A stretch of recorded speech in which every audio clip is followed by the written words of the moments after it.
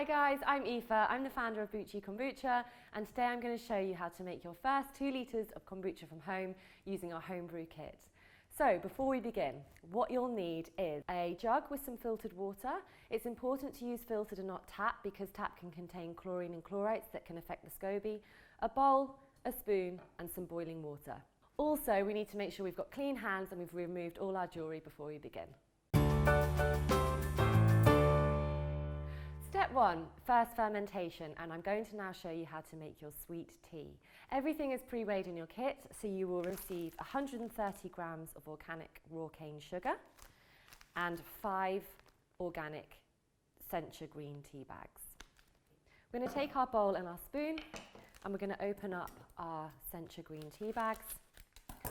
We're going to place these in the bowl. And we're going to add a little bit of our filtered cold water over the top. To this we're going to pour our boiling water, roughly about 500 mils. And we're going to give this a really nice stir. We're now going to take our organic raw cane sugar and pour this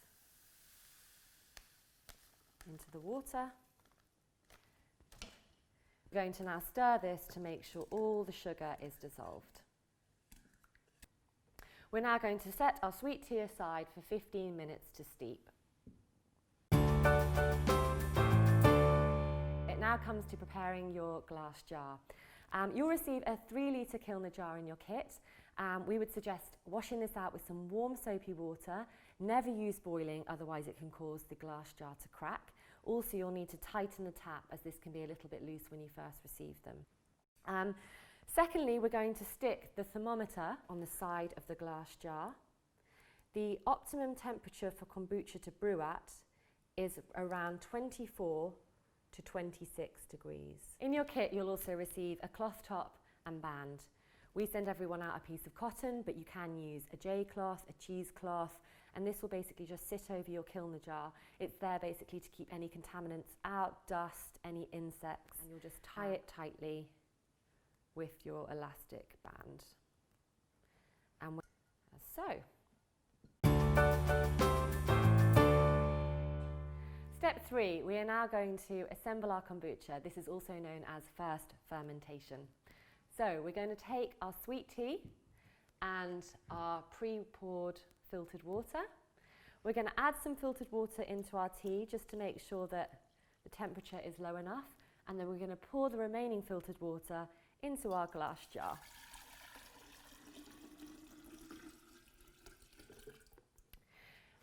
It's important to note here that you shouldn't be pouring hot tea into your glass kilner because you can actually crack the jar. With clean hands, we're now going to remove the tea bags, and we're going to give those just a good squeeze to make sure we've got all the nutrients of the tea out. Pop to one side, and we're now going to pour our sweet tea into the glass jar.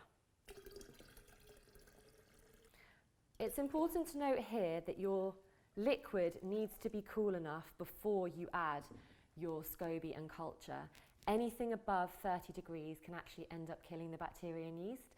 Right now you can see this is sat at 26 degrees, which is perfect to add our SCOBY and starter liquid. So now we're going to add the SCOBY. What is a SCOBY? A SCOBY is a symbiotic culture of bacteria and yeast. So we're going to just open this up and pour this in.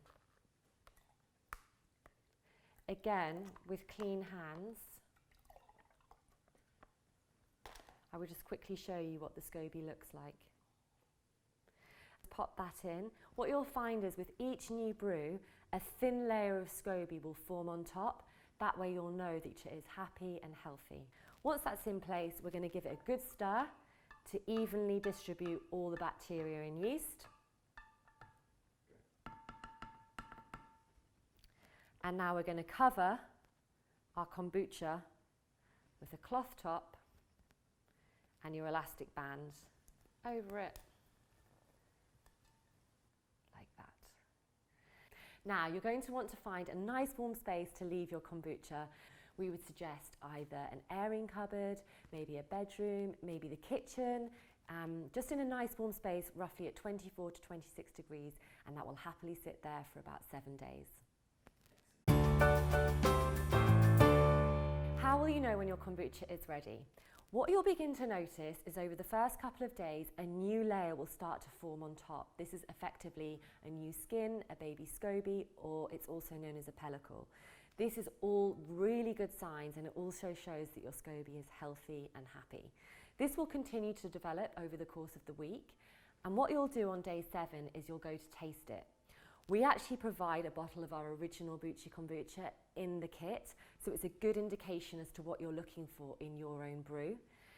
Once you've tapped it off and you've tried a little bit on day 7 and you think it's reached the optimum taste, it's now ready to bottle. So step 5, bottling and second fermentation. Now this is the really fun part. Once you know that your kombucha is ready, we're now going to tap it off into the bottle provided.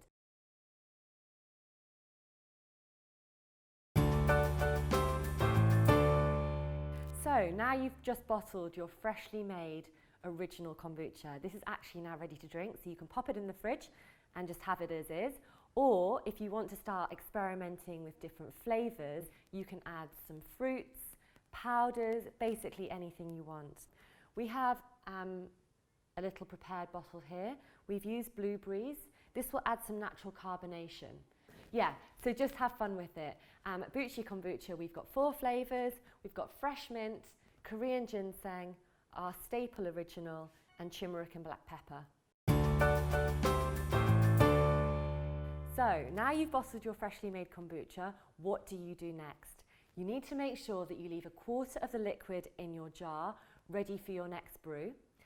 What you'll find is you'll have gained another SCOBY, so you'll remove it, your new layer, and you're going to add it to another glass jar. We've actually taken an old mayonnaise jar here, so we're going to pop that in, and we're going to add a little bit of the kombucha over the top. And this will effectively become your SCOBY hotel. And for each batch you make, you'll make a new SCOBY and you'll add that in. You'll cover it with a cloth top and you'll just leave it in a warm space. The more you collect, you can either give them to friends, you can basically use the SCOBYs on your skin, you can make face masks, but we'll tell you more about that further down the line. So guys, thanks for watching. We hope you love making your own kombucha from home. Feel free to experiment and have fun. And we'll see you soon.